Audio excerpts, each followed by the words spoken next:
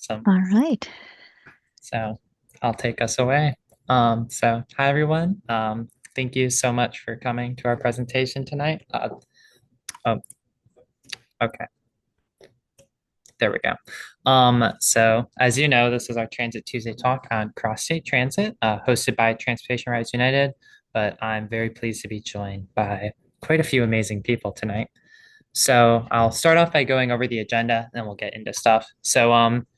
I'm going to take us through a little bit of context about Michigan's cross-state transit system, sort of a brief history of it, what some like a high level overview of what services currently exist and some challenges that the current network faces.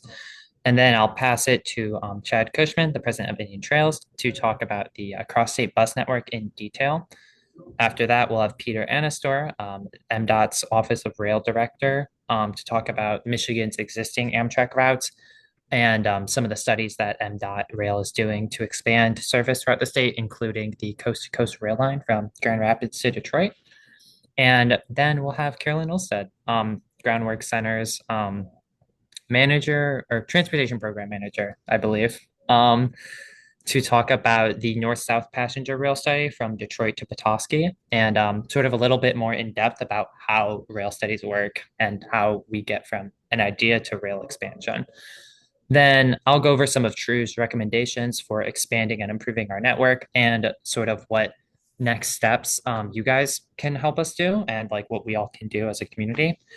And we'll have a Q&A as well at the end. So with that, um, as a little introduction, I'm sure there's some new faces here since this is one of our like first really big statewide things. So if you don't know us, Transportation Riders United or TRU is a nonprofit educating, advocating, and mobilizing for more and better transit throughout Metro Detroit. So you might be wondering why we're the people kind of doing this like cross-state transit report. And I mean, we're doing this with like so many amazing partners throughout the state. And I'm sure we all know here that Michigan, while it does have cross-state transit, we need to improve the system and we all need to help make it better. And there's currently major opportunities to elevate transit as a statewide issue with like major elections coming up and more of a focus on transit in general. We're also working with a lot of partners across the state to improve transit for everyone, whether it's local or cross-state. And TRU is very excited to launch a statewide transit coalition in the coming months to help us with this work. And also, cross-state transit is crucial for multiple different reasons. I mean, it's important for low-income Michiganders, for students, for economic development, for meeting our climate goals, and for so many other reasons. So yeah, let's talk a little bit about the history of cross-state transit in Michigan. So I'll start off with the history of rail. Starting by the early 20th century, Michigan boasted one of the largest rail networks in the world, comparable to countries in Europe like France. And this took the form of two main forms of passenger transportation. There were interurban trolleys. You can kind of imagine like a streetcar going between different cities. An example of one of those companies is the Detroit United Lines, which you can see here on the right. And they provided service all throughout Eastern Michigan. And there were also passenger trains that were operated by private for-profit freight rail companies. These private for-profit rail companies made money to build their rail lines by selling stock, issuing loans, and doing land grants. A land grant is just when the railroad company would get to own the land near the railroad for building it. And in return, they would sell it for a profit. Many of these early rail development programs and like passenger rail programs were actually primarily funded by real estate, which is kind of an interesting factoid. So moving on to some of the early history of the bus network. At the same time, intercity bus was booming in the 20th century. Indian Trails was founded in 1910, which I will be able to talk a lot more about, but they expanded service throughout the state rapidly.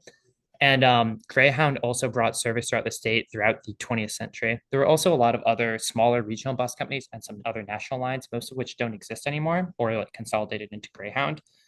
And you can see at right here an example of what the network looked like by 1974, which was very expansive, covering everywhere, even into like very rural areas like the Thumb.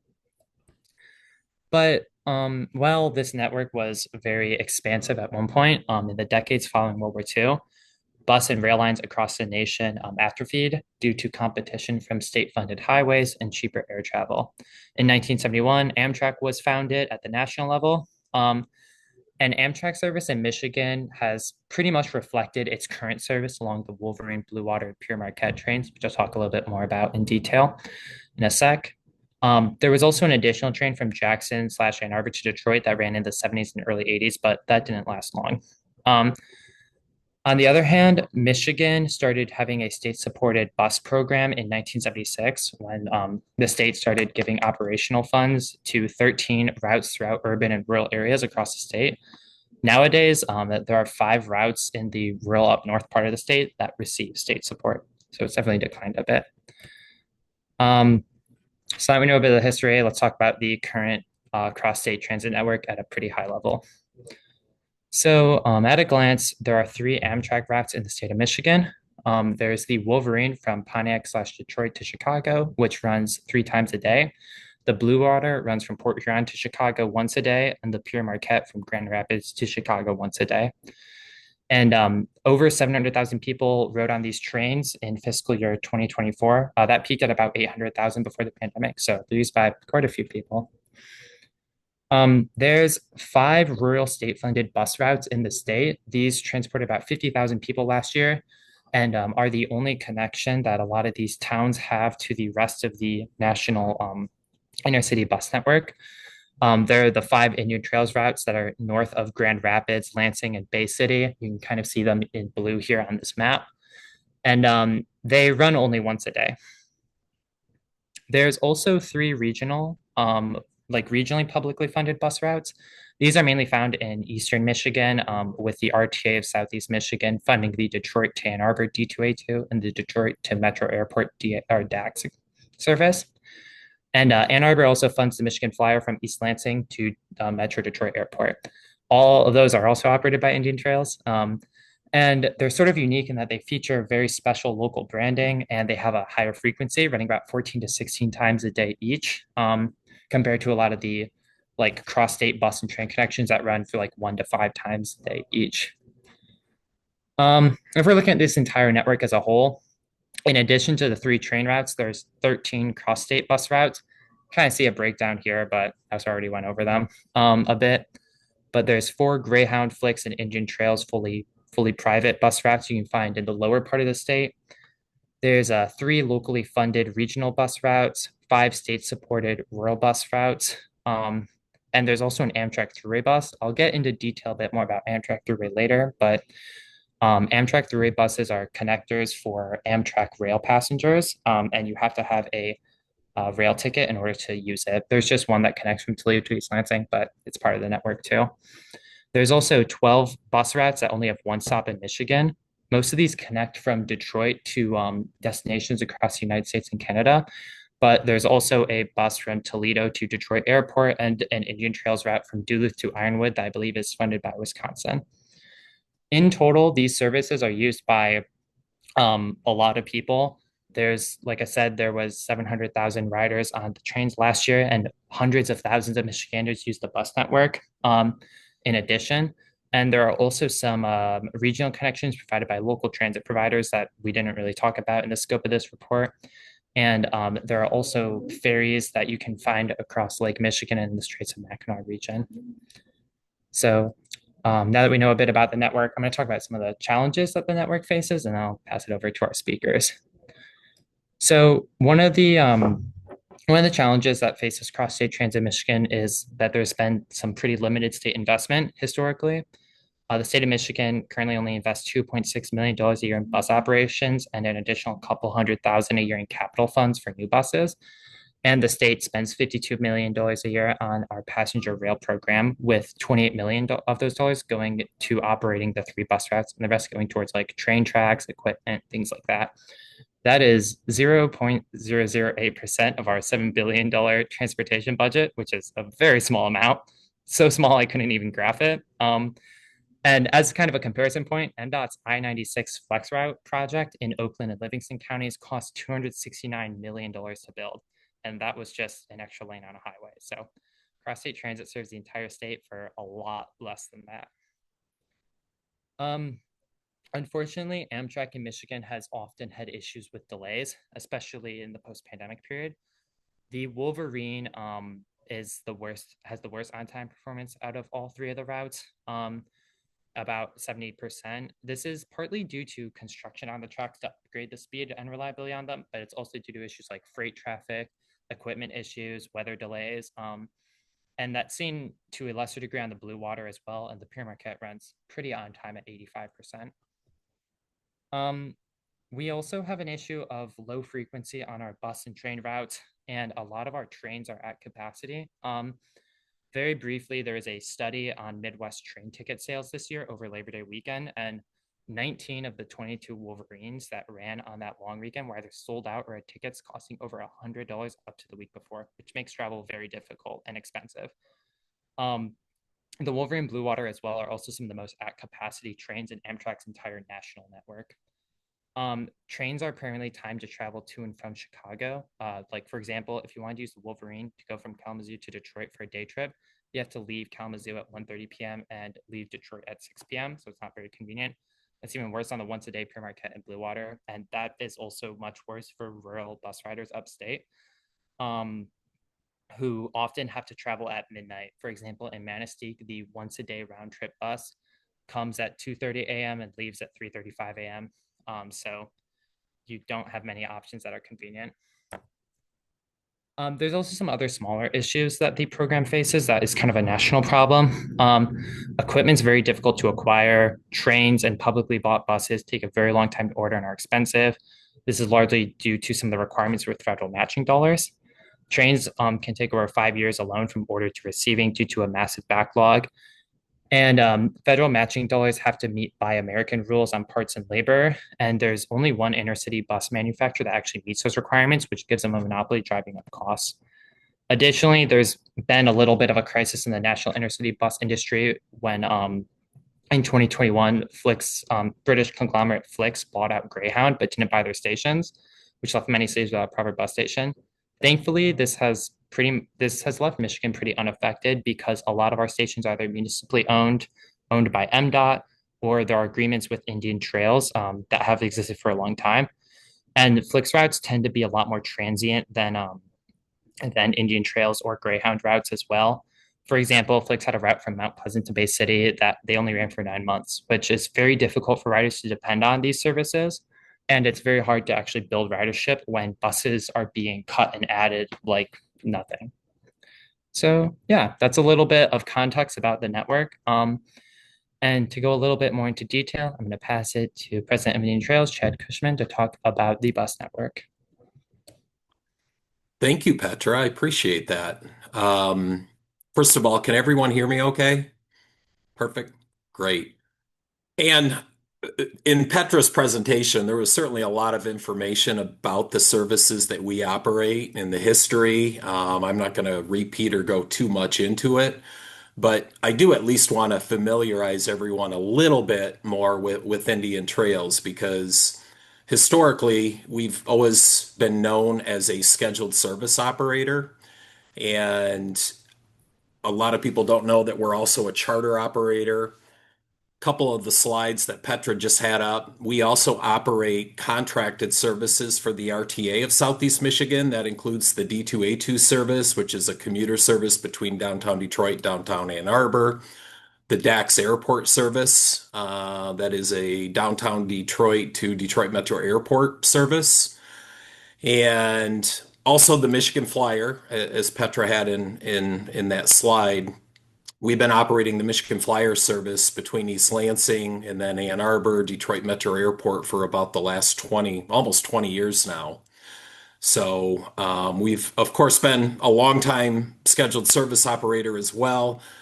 We're celebrating our 115th year this year. Very few companies in the nation that have been in business for over 100 years.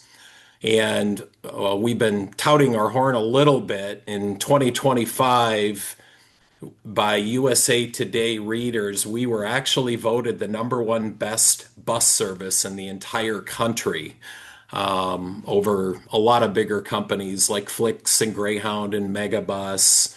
And we were pretty proud of that distinction. But as you look at this map right here, and I want to spend a little bit more time talking about the routes that we operate specifically and the rural routes that we operate under contract with the Michigan Department of Transportation. So we've been a longtime contractor with MDOT. I mean, it does go back to 1976. And the current routes that we do operate, in fact, we just renewed our contract with MDOT last year for 3 more years with 3 1-year renewals. And that service includes, if you're looking at the map, from Bay City north up to St. Ignace, which is what they call the Huron route. And then we have East Lansing north to St. Ignace and back, which they call the Straits route, center of the state. And then on the west side, we have the Sleeping Bear route, which is from Grand Rapids to and from St. Ignace. And then from St. Ignace up in the UP, we have the Hiawatha route, which runs up to Sault Ste. Marie and then over to Ironwood. And then north and south from Hancock down to Escanaba, that is the Superior route. And I think probably the most noticeable thing that Petra also pointed out in the presentation, and it's visually clear when you look at this map based on the fact that the thinner the line, the less the frequency. And the service that we operate under contract right now with MDOT only operates one round trip a day on every single schedule. And that's probably where we have the biggest opportunity to make more connections with other modes of transportation. I think the other thing, bigger point that I wanted to make tonight as part of my presentation is the fact that we have historically been one of the more efficient modes of public transportation in Michigan. And if you look at all of those 5311F contracted routes in the northern lower peninsula and then the upper peninsula, our contract when we renewed it with MDOT last year was for a total of $5.3 million a year for operating subsidies. Now, within that 5.3, half of that comes from the federal 5311F program. So the state right now only contributes about 2.6, $2.7 million a year to subsidize what is the equivalent of about 1 million miles a year on the majority of the geography of Michigan. And I think that's where we have our biggest opportunity. Um, we've had a lot of input lately on how can we make better connections to other modes of public transportation, including Amtrak, including other intercity bus systems. And the way to do it is to add more frequency. I mean, that's our biggest opportunity.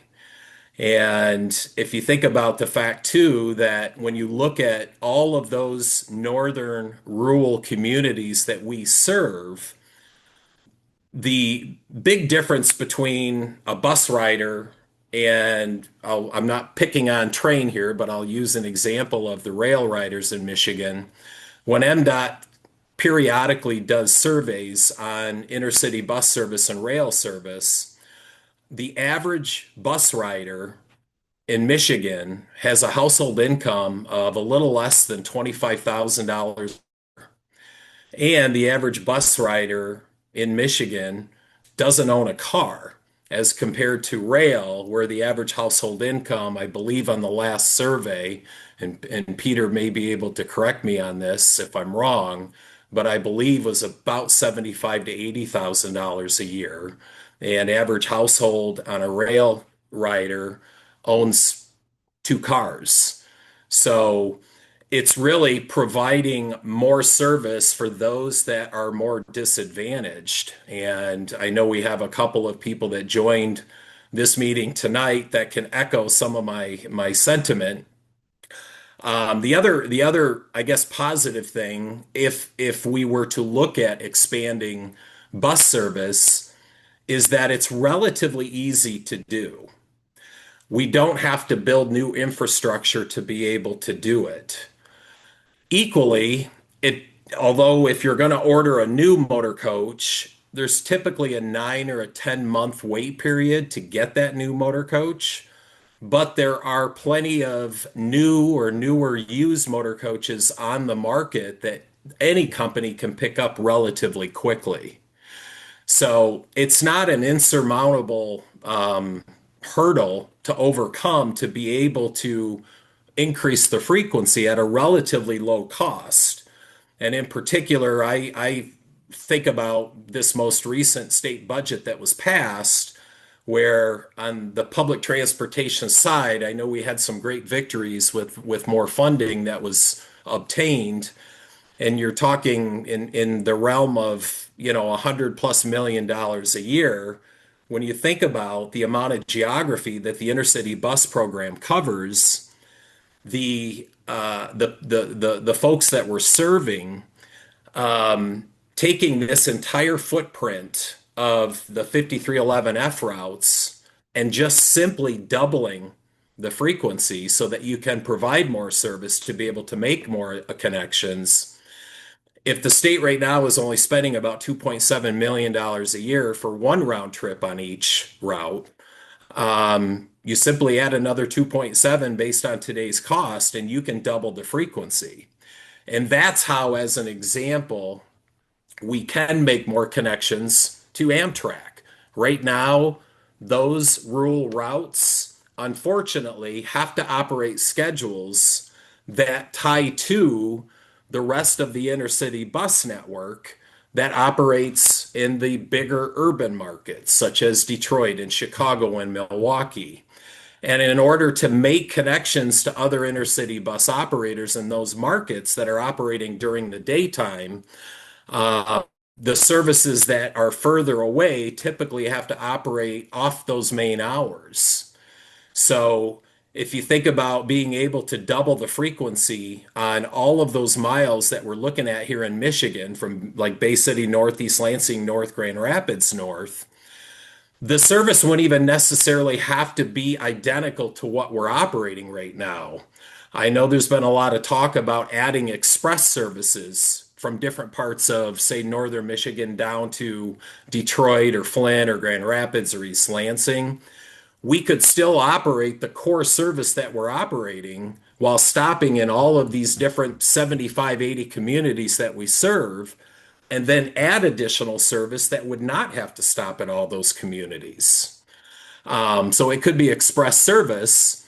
And I like to think of it as sort of an interim service if indeed there are efforts underway to try to establish additional service with other modes of transportation, excuse me. So, we don't like to say that we compete with any other modes. We like to believe that we complement other modes of transportation. Um, I would also use our D2A2 service as a good example of how you can create new services for a fraction of the cost and treat it as sort of an interim service until other services come along. Many of you are probably very familiar with the commuter rail project that has been talked about for many years between downtown Detroit and downtown Ann Arbor. And in order for that to come to fruition, of course, it would have taken quite a bit of money and investments to be able to do.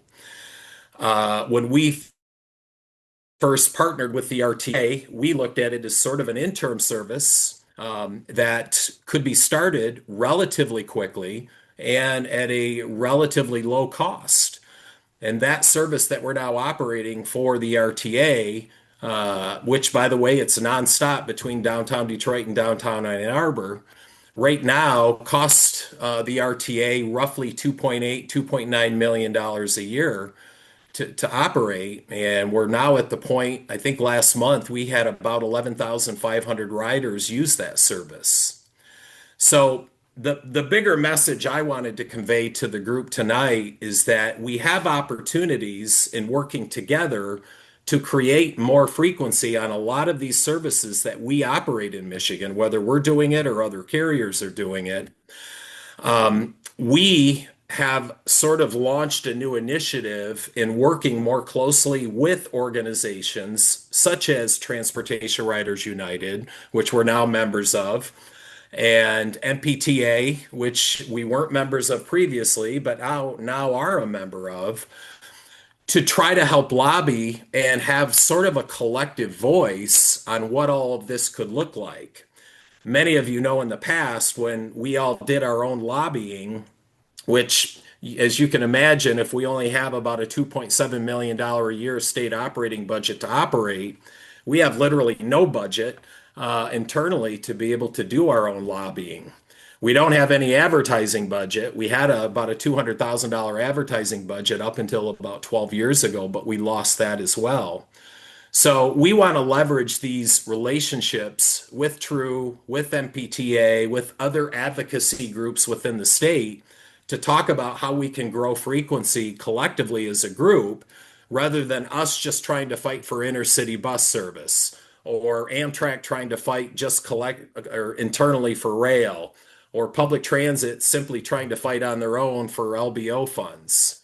We want to be able to do this collectively together, and hopefully, especially if you look at this cross-state transit report that True has put together, there's a lot of good examples across the country of other bus programs, such as Busting in Colorado, which I know it's detailed pretty well in Petra's report, that show what can be done if at least a little bit of resources, i.e., money, is put towards providing more frequency for services and how much it can grow. So, with that, Petra, unless I missed anything that you probably wanted me to cover, I'll mute myself and turn it over to you. No, I think you did a great job. Thank you so much. And I love the D2A2 shout out as somebody who used to use that service all the time to get to from college in Ann Arbor to Detroit. That is the model that I really hope can be replicated throughout a lot of the rest of the state too. Um, so next, we're going to pass the torch to Peter Anastor, Director of MDOT's Office of Rail, talk about Michigan's Amtrak routes and coast-to-coast rail. And actually, before we do that, I realized I forgot to introduce myself earlier. If you don't know me, I'm Petra Mahalko. I'm True's communications manager. So I do a lot of this like cross-state transit advocacy and research, as well as like running our social media communications, do a lot of stuff with our website as well. So yeah. And if you have any questions about cross-state transit, I'm more than happy to answer them. And with that, I'm going to pass the screen share to Peter so that he can talk a little bit about Amtrak. All right, thank you. Let me see if I can get my screen going here. Mm-hmm.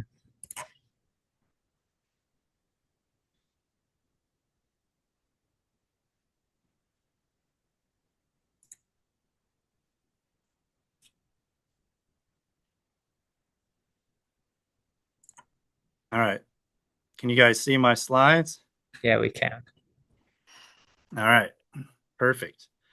Well, thanks for having me as part of this. I appreciate really the opportunity to talk a little bit about our intercity passenger rail and some of the initiatives we've got going on here in Michigan.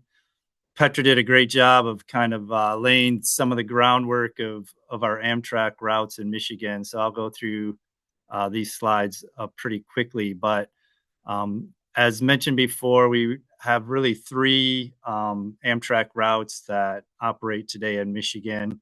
As you can see on the map, the kind of the green line between Grand Rapids and Chicago is our Pierre Marquette. The blue line between Port Huron to Chicago is our Blue Water. And then we have a Pontiac Detroit to Chicago route. That's our Wolverine. Both, as Petra mentioned, the Blue Water and Pierre Marquette both have one round trip service a day, and the Wolverine has 3 round trip services a day. I think the thing that we're, one of the items we're really most proud of is that we're connecting really 22 station communities with those 3 routes. So we're really able to have some pretty good access for a lot of Michigan's population. It's a nice mix of some of our major urban areas, some of our university communities, but then we also have some communities that are more in the rural parts of Michigan. So really being able to connect those is something that we're proud of. Michigan really has a couple unique features with our Amtrak service. One is that MDOT actually owns some of the rail that we use for the Amtrak service, and specifically on the Wolverine service, we own the track between Dearborn and Kalamazoo. And then Amtrak also owns some track in Michigan, which is pretty unusual for them outside of the Northeast corridor in the United States up in New England. And having that track ownership by MDOT and Amtrak allows us to operate our trains at up to 110 miles per hour on that section of corridor, which is really, again, pretty unprecedented outside of Amtrak's New England service. Michigan was the first to have up to 110 service. And then Illinois just added that as well for their part of their Chicago to St. Louis operation. So that's something, again, it's pretty unique for Michigan and something that, we're proud of. We do serve about 700 passengers per year. Here's a kind of a chart. Our high points, really right before COVID, we were getting about 800,000 riders per year.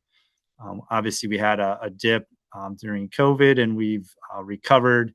Not all of that, but in FY25, I think we were back to 713,000 riders, and some of that lower numbers, just some of the construction projects we've had on our service that's kind of impacted some of our ridership and our train schedules.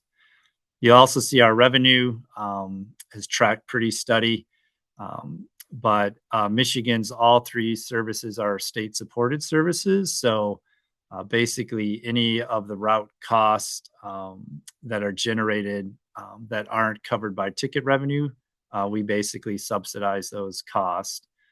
So the more revenue that we generate from our riders and the increased ridership helps really offset those costs. One of the big important things for us is really providing reliable service that our transit riders can count on, and customer on-time performance is really a big measurement for us. Throughout the industry, about 80% on-time performance is kind of the target line. And as you can see, only one of our routes is over that 80% today, and that's the Pierre Marquette between Grand Rapids and Chicago. But as you can see, we are making ground, and we're going to keep pushing to get all three of our routes over that 80% threshold. So we're working closely with Amtrak and then our freight railroads that host our service on a lot of our lines throughout Michigan to really identify ways that we can be more efficient and reliable and timely.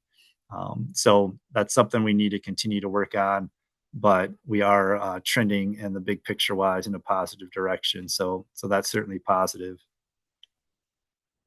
One of the new big initiatives that is going on with rail is the Federal Rail Administration created a new program called the Corridor Identification and Development Program, or Corridor ID. And this was a program that was made available for basically any passenger routes, either new or existing throughout the country. So we did apply for our three existing routes here in Michigan. All three of those routes were accepted into the Corridor ID program to really do passenger rail planning and really think about the future of rail for those routes in Michigan and what that's going to look like. So the big bonus with that is there was some funding that was made available. So MDOT received an initial grant of up to $500,000 for each one of those three existing passenger rail routes, with really the goal of developing a service development plan, which is really a planning document, taking an in-depth look at each of those routes and trying to gain an understanding of what it's going to take to really create a more reliable and efficient service, and then also look for ways of how we can expand service. So that's something that we're working with the FRA on and a lot of our stakeholders now. And I'll get a little bit into some of the details of that program here in a couple slides. The focus for us was really continuing to build on some of the services we have. So how do we enhance our existing services through this corridor ID opportunity? And I think we really want to establish a solid foundation for passenger rail here in Michigan. And for us, that means really providing a reliable and on-time performance to customers in a clean and efficient and safe manner. So we're really looking for ways to optimize our schedules, including considerations for some intrastate travel with only one round trip a day on 2 of our routes. The schedules aren't always convenient to when travelers need to travel. So that's something that we really wanted to make sure we were looking into and seeing how that looks for the future. We're also looking at how we can increase frequencies. So we want a double service on each one of our routes, meaning for the Wolverine, we'd like to go from 3 to 6 round trips a day. And then on the Blue Water and Pierre Marquette, we want to go to at least from 1 to 2 round trips. So at least we have morning and evening service, both eastbound and westbound on each one of our routes. And then the other big item we identified was really looking at a potential extension of our Wolverine service for international service.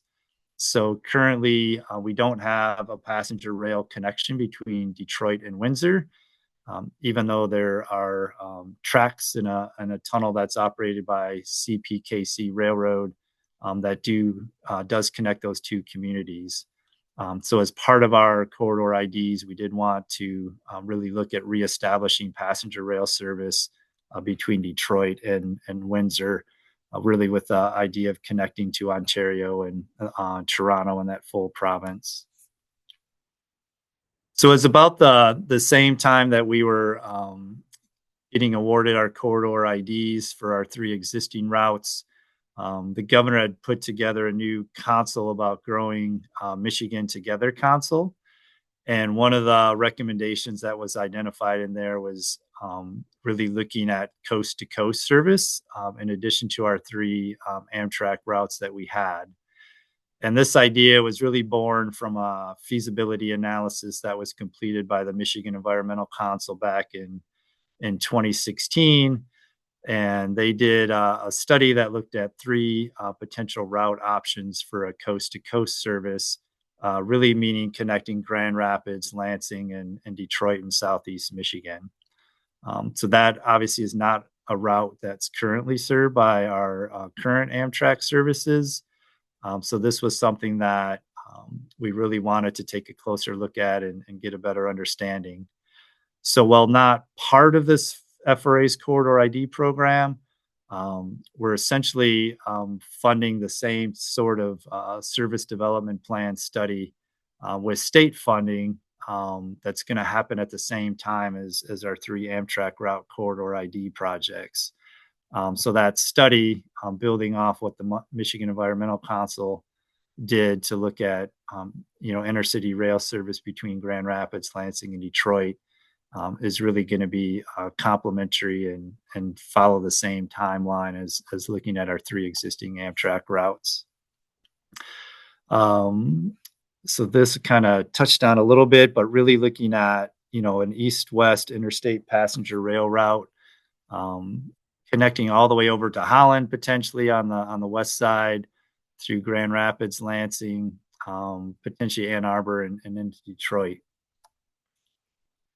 And then this is a map that kind of depicts the 2 route options that the Michigan Environmental Council kind of arrived at.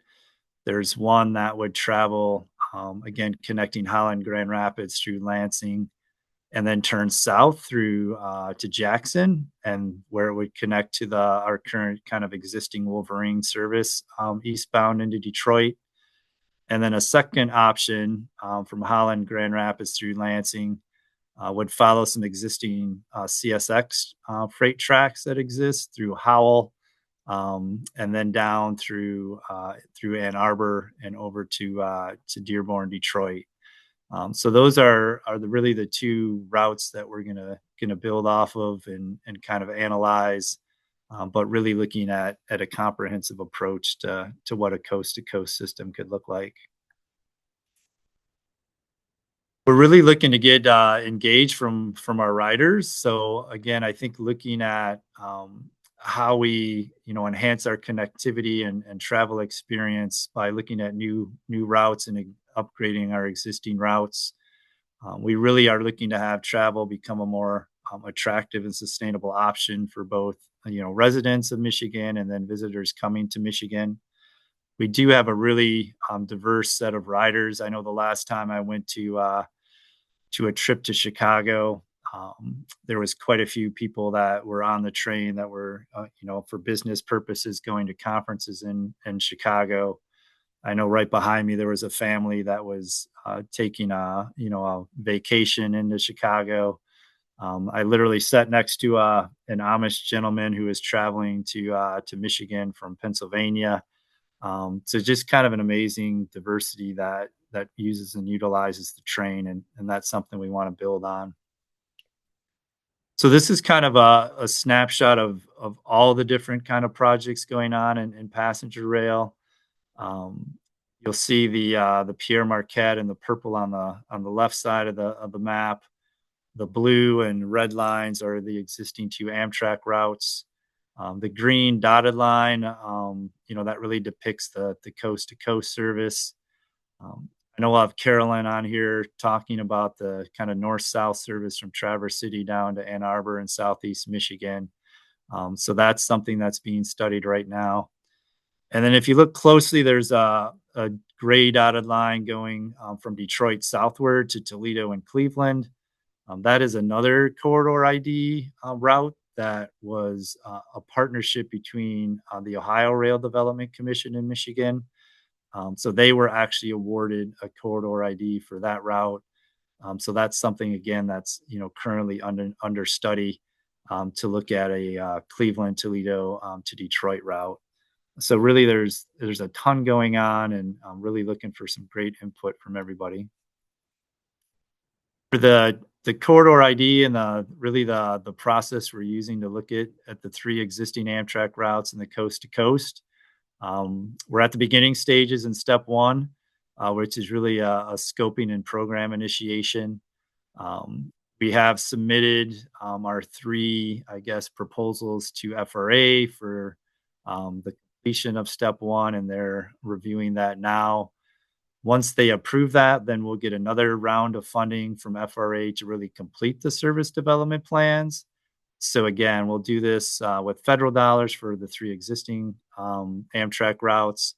And then at the same time, we'll do this similar process with state funding for the coast to coast route to really make sure we're taking a holistic approach to all the different options for rail service in that part of the state. And then once that's completed, we can move on to step 3, which is really looking at project development.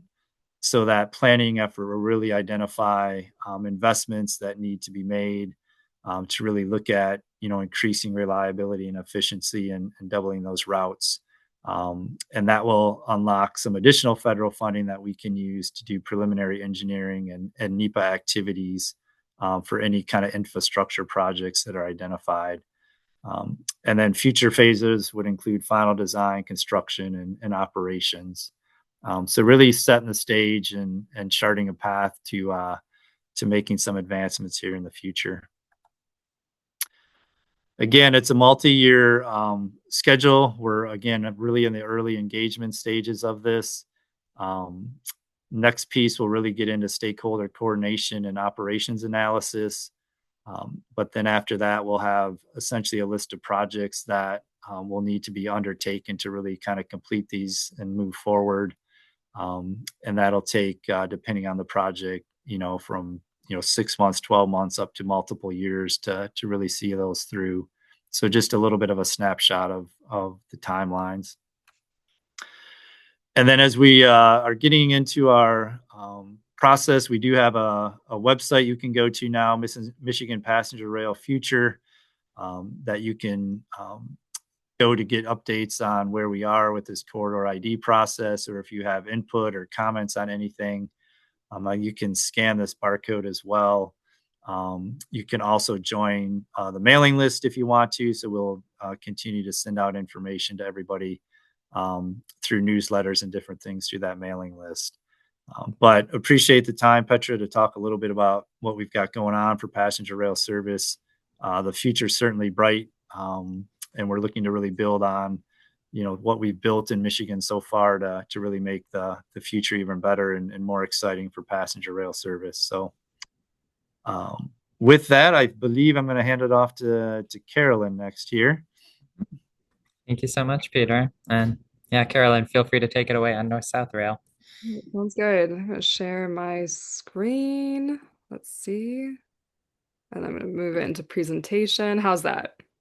Look You good? can see it. Okay. Nice. I actually might need to move.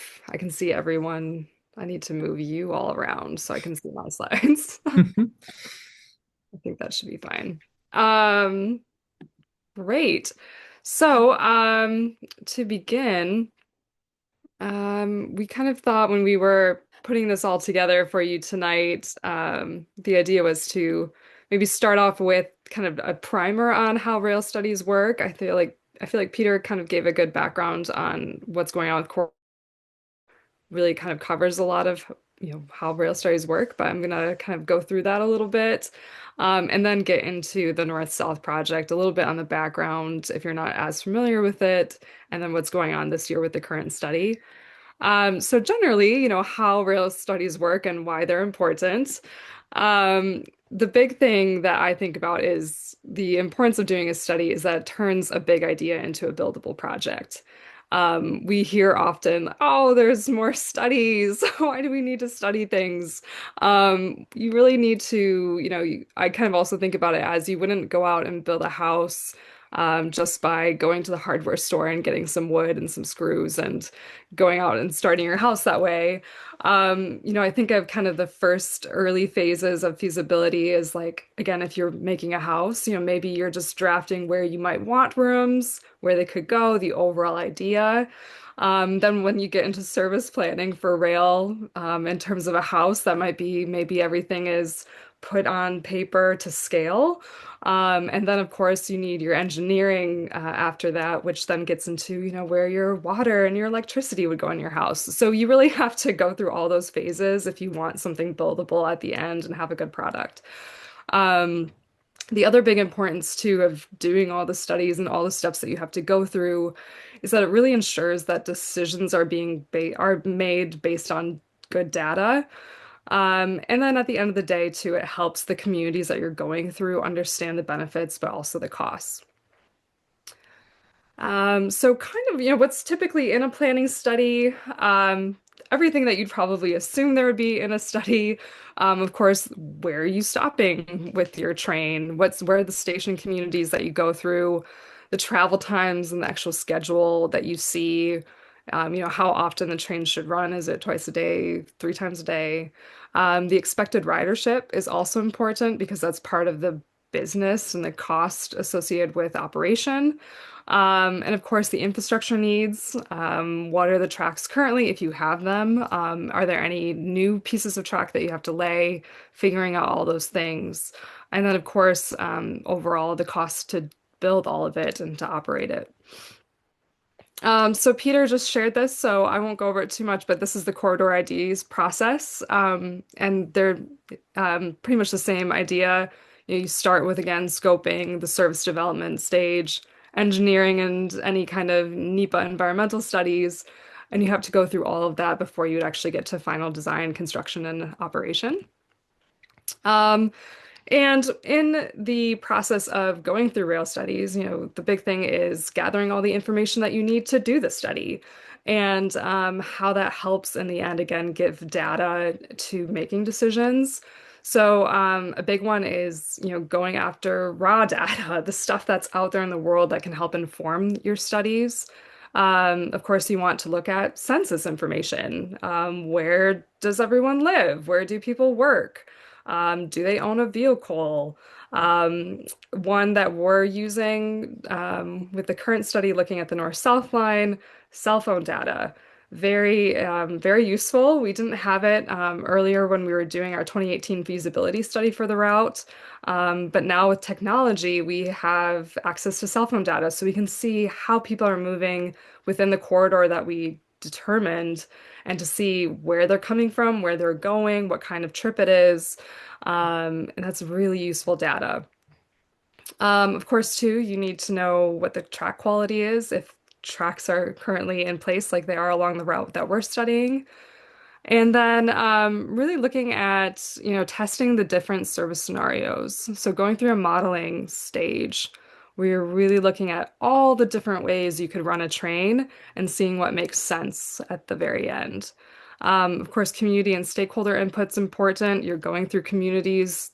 The service is for people, so you need to kind of talk to them and see what they want out of a service.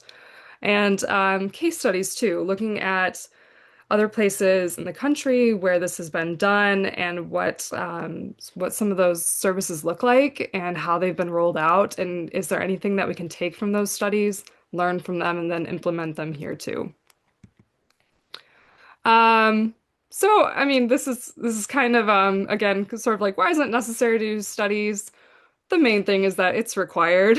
If you want to have a new service at the end of the day, if you want to have a passenger service, it's required by both the state and the federal government that you have all the steps done and all the documentation to prove that you've gone through all the steps. They will not sign off on a service if you haven't gone through the steps. So those are very important just because we have to do them because we have to do them too. And again, at the end of the day, what it really does is it demonstrates feasibility. You don't want to just jump right into engineering if you haven't done the initial legwork to make sure again that it's a feasible plan, and looking again at ridership, things like that. And of course, doing those early studies really helps then potentially secure future support and funding so that you can eventually get into those later phases of engineering and construction. So diving into the North-South Rail, if you're not familiar with it, the route runs from Southeast Michigan in the Detroit metro area, going up through mid-Michigan, the Clare Mount Pleasant area, and then right now we're looking at a branching option going up to Traverse City and Petoskey through Cadillac, sort of a branch just north of Cadillac there. Really, I think one of the things that was really attractive to us with this route is that there's currently nothing north to south when it comes to rail. So as you've seen with the presentations earlier tonight, the current Amtrak route is in the southern portion of the state and it runs east-west. But again, mostly catering to a Chicago market based on the timetables. And that's where, again, we're really excited also for the coast to coast, since it's more of a connection between Michigan communities for Michigan communities. And that's what we really see that we can do here as well, is really connecting people within the state to other places within the state that they might want to go. Really how this all kind of kicked off, it was over a decade ago.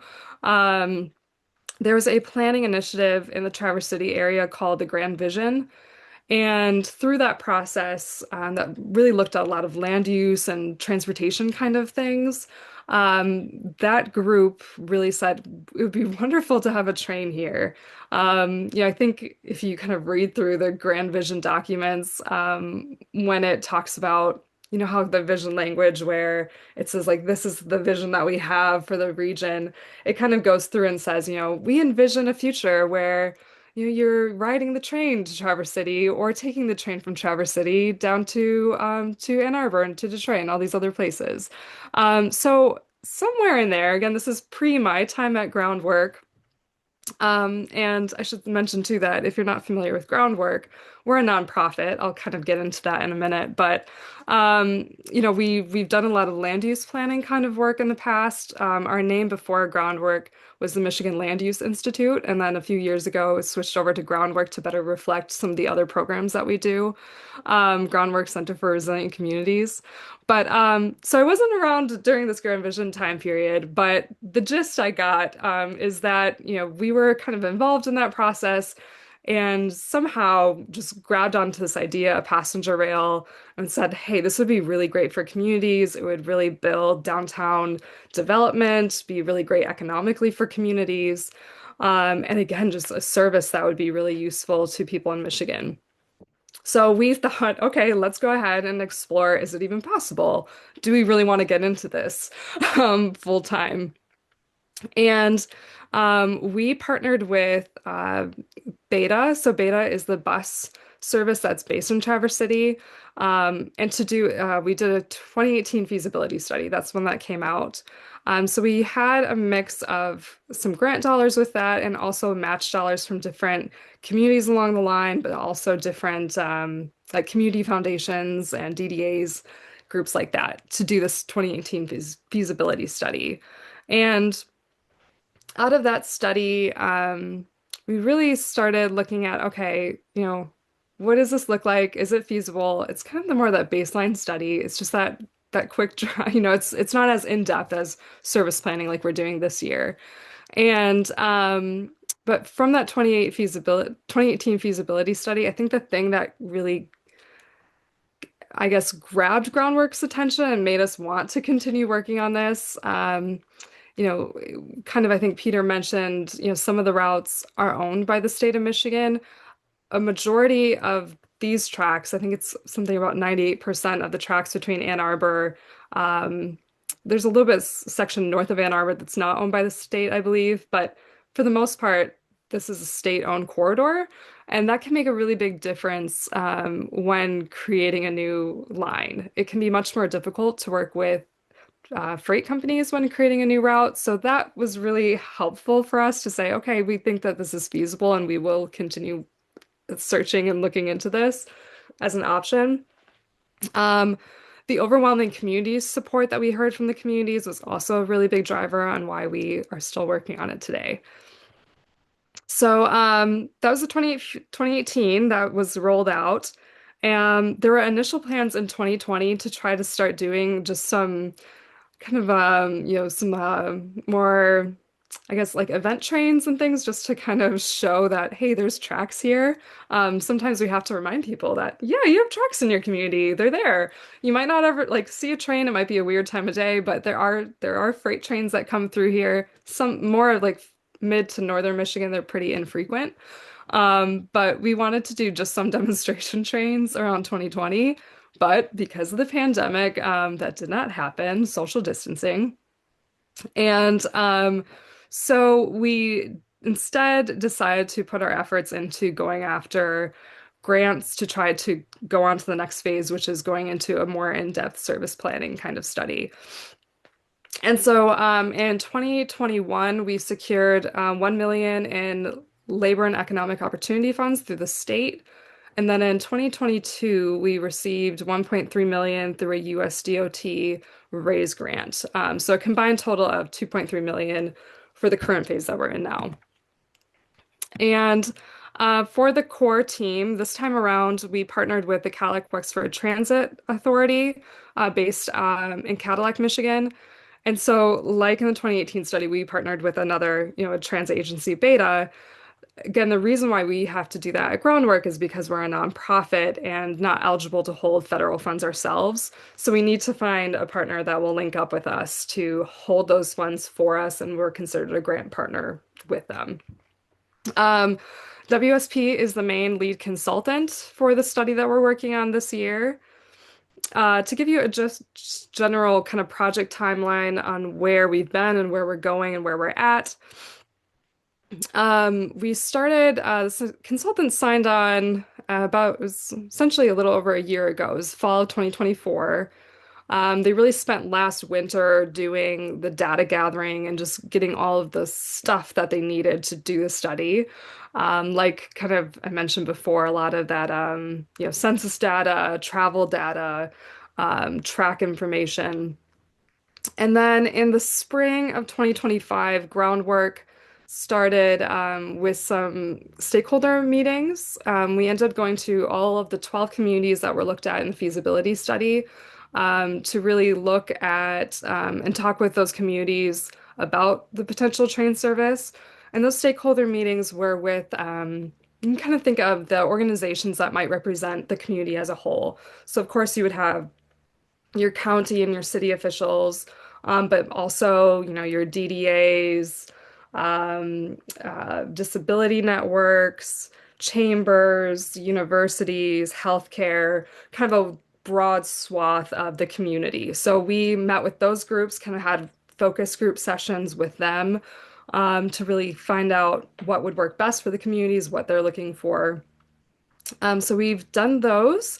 And then really it was kind of over the summer that WSP, the consultants, were doing a lot of their main tasks, doing kind of the deeper dives in the planning. And then the star kind of shows a little bit of where we're at now. We're kind of getting into fall. We anticipate WSP wrapping up the study in early 2026. And then after that, we'll be doing public meetings to share out the results of the study. I'm not going to go through the main tasks because that's kind of a part of it's essentially very similar to what I had mentioned is in the service planning typically. I'll kind of run through it just maybe really, really quick. But again, with market analysis, you're going through population, where everyone lives, travel markets, things like that. This is kind of fun though. I will share this. This is some of the data that we got early on. Just again, you can kind of see these are the corridors that are being studied with when we're doing the modeling software, where the consultants are. These are sort of the buffers and zones and regions, so you can kind of see how it all pans out. When they were doing their modeling for this route, they looked at essentially a 15-mile radius around each of the station communities. But then these are the TAS, tax, yeah, these are the TAS boundaries, so it gives it a little bit bigger buffer. But this gives you an idea of this is the region that we're looking at and gathering data from. So the picture on the left is, college student population. Then we also have the employment. They look very similar. And then also, this is a map that I kind of found interesting too that we got from the consultants. We were also just curious about, again, tourism. Tourism is a big piece of having a successful passenger route. We always want to make sure that we're talking about that tourism isn't the be all end all. It's not the purpose of a train fully, but we do understand that tourism and having a healthy tourism market does help when it comes to the financials of a new route. So that's an important element, but it's not the only thing. We want to have this train work for people if they need to go to healthcare appointments, maybe let's say in Ann Arbor, Detroit. We'd love for it to, have the college market be served, people working, many different reasons, but tourism is a piece of it as well to make it successful. So this is just kind of interesting. I thought the first map is 2023 tourism spending. I think that's the latest data that we were able to get. And you see with the population in Southeast Michigan being a lot larger, more dollars are spent there. But they did do a deeper dive and looked at they adjusted for inflation, and then looked at the change in spending, the percentage change in spending between 2018 and 2023. And you can see that probably again over the pandemic era, a lot of dollars shifted north and people started spending more money than they used to possibly in the northern region. So just kind of, again, kind of fascinating looking at, again, people's spending habits and how people are moving and traveling around the state.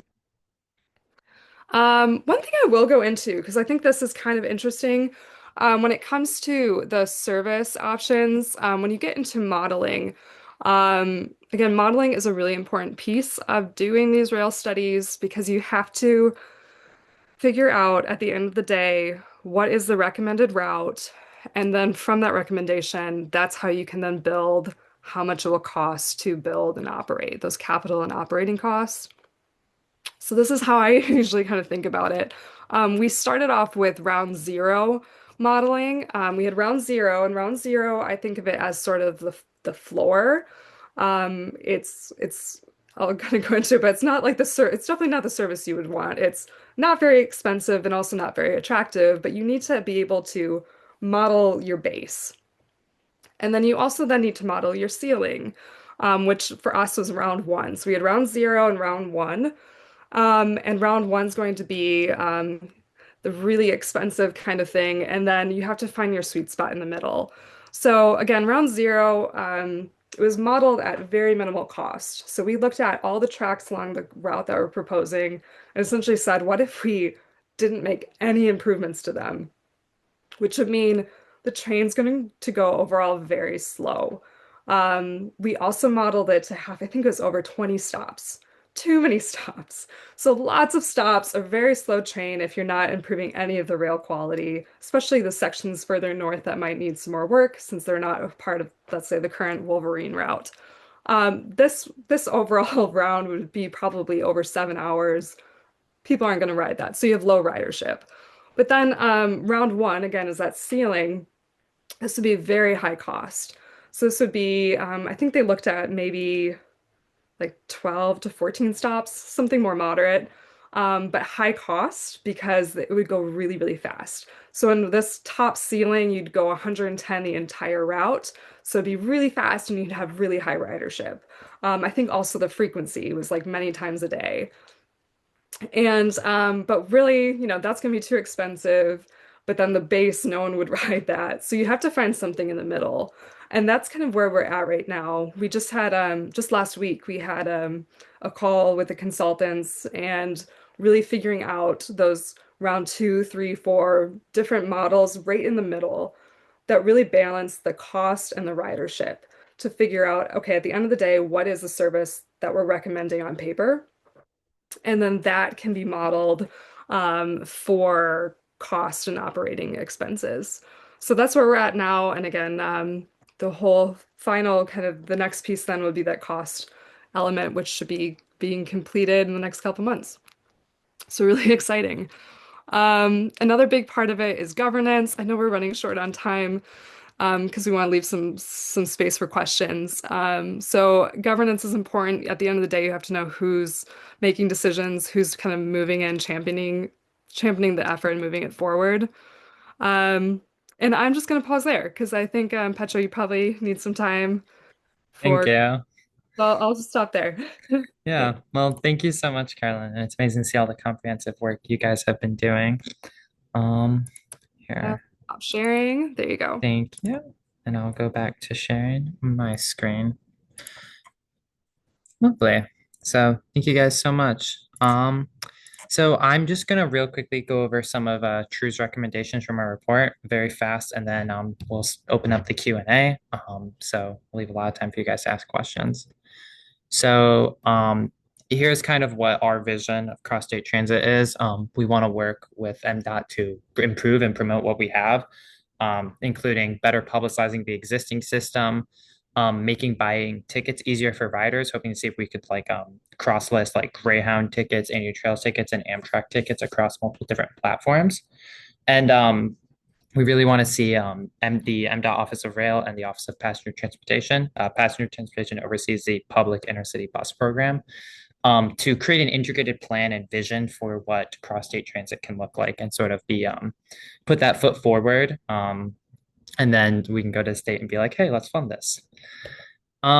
Next, we want to improve frequency and convenience on existing routes. This could include doubling rural up north service at a minimum, identifying urban corridors to improve, and increasing frequency and reliability on rail, such as committing to the corridor ID studies that Peter was talking about and making sure that the Wolverine-Windsor connection, which is an amazing idea, but it shouldn't come at the cost of like frequency to Pontiac as well. So that's something we want to look out for. And then we want to work on providing more connections, like such as coast to coast rail, north south rail, and working. Rail studies take a long time, as we saw, so we want to work on implementing some like bus service in the meantime, especially because that can take like as little as like a year, if not less time to actually implement. And as Chad mentioned, the new state budget does have some funds that could be used for that. So we'd really like to see a Detroit, Lansing, Grand Rapids Express route in the very near future. And we want MDOT to consider seasonal express routes up north, much like along the route that North-South Rail would take. And express service on up north routes and providing some east to west connections up north as well. And we want to sort of accelerate the rate of investment and planning that we're doing in additional train routes. The corridor ID timelines are kind of hard to work with, but the state can commit to funding that once those are done, and we can really work towards making those reality. And finally, we just want to make sure that MDOT at a super organizational level, I mean, I'm sure Peter, you would wish this too, but We want cross-state transit to be a priority in MDOT's 5 and 20-year plans, and for MDOT to constantly be planning on what's next for our cross-state transit system, so that cross-state transit has the same priority and attention that highways and automobiles get. And we also want to make sure that we don't have to, like, we decide we want to do this and we don't have to wait a super long time to get buses and trains. So the state should, once the state kind of has a concept that, okay, this is going to happen in 5 years, we should order new trains and buses, since they are on a backlog and difficult to order right now. So that was pretty quick, but you can read the full recommendations of report. I'm happy to answer any other questions. But this is kind of what our vision of what it could look like. Blue is like the existing routes on that map on the right. Green is improved frequency, and red is new service. I realize now that I labeled some of these wrong, which is my bad, but there will be a corrected version in the report soon. And I can come back to this as well while we do the Q&A, but I want to open up the floor to any questions. Well, there's been a really robust chat going, and I love that. I love all of the chat that's going. Please keep them rolling. We do have a lot of questions. We'll get through as many as we can. I will flag, please put questions into the Q&A set spot, and then you can also upvote. There's a little, if you click the little thumbs up of somebody else's question. If one of these you want to make sure gets asked, give it a little thumbs up, and we'll make sure to get to as many of these as we can. I think folks know me, but hi, Megan Owens, Director at Transportation Riders United, and thrilled to for all of this great information. There's more. I like to say there's more service now than many people know exists. But we could be so much better with some of these improvements. John had a question. Do we know about how frequently the average intercity bus or passenger rail rider is using it? I mean, not counting folks like Petra who might be taking the train twice a week to get. But are there any estimates or any survey data about how often the people are riding? I do not know. Do any of our panelists know? Yeah, this is Peter. I don't necessarily, you're talking about like, does the average person ride once a month or 2 times a week? I don't have a good data on that from our Amtrak services, but we are working with Amtrak to really get a more robust data set of our riders. So I think that's something we realized that we need to get more data. So that's something that we have been working with Amtrak and have some ideas on starting to capture a little bit more of that data. Yeah, that'd be really interesting to see. Chad? Yeah, going along with what Peter said, and I don't, it's been a long time since I've looked at the more recent MDOT study that was done or survey that was done for both intercity bus and rail. But if I recall, that was at least one or a few of the questions to the respondents was the frequency that they ride the service. So we could, Peter, go back and pull. It's pre-COVID, so that particular information is outdated, but it could at least give us a little bit of an indication of what that looks like, especially looking at intercity bus versus rail. But beyond that, we don't have any other specific information on any type of averages. Okay. And I imagine it varies dramatically. I'm sure there are some people who are using it weekly, and others who only use it very, very occasionally. But that would be interesting to see some of that data. Another question for you, Chad. You touched a little bit on some of the services that you offer are state-supported routes, are state-supported. Are there other routes that you guys operate that aren't state-supported? And kind of how critical is that state support for running some of these services? Yeah, it's a good question. So we do operate other services that do not receive operating subsidies, either state or federal. And that would pretty much include all of the schedules that we operate. If you look at it on the map, it would be Grand Rapids South, Lansing East, Lansing South, Flint South, or I should say Bay City South. Pretty much all of the Indian Trails, Greyhound, Flix, Megabus used to operate in the lower part of Michigan, but they don't anymore. Barron's bus that does come in and out of Detroit. All of those services are operated without state operating subsidy and or federal operating subsidy. I would add also, though, that there is a capital equipment program that intercity bus operators can apply for to get equipment to operate. And those buses, currently Indian Trails and Greyhound operate equipment that's part of that program. Those buses are operated on all of the schedules in Michigan, not just the 5311F contracted routes that operated in the northern part of Michigan. Okay. No, that helps. So again, there are some places where the pure ticket price is enough to cover the costs of running these services, but there are other places where it's a really critical service, but the ticket prices alone um, would not enable a service to exist, which is why those state supports Yeah, are so critical. Is that a fair way to?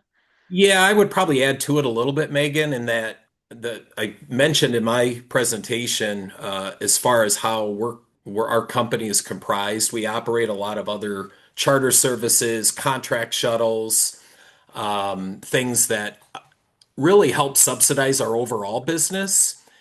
Quite frankly, if we were to just simply look at the non-subsidized schedules we operate downstate, and put everything else aside, they're really not profitable right now. I mean, we operate them because it's part of the entire system. We operate them because it's part of the connecting service for the 5311F routes.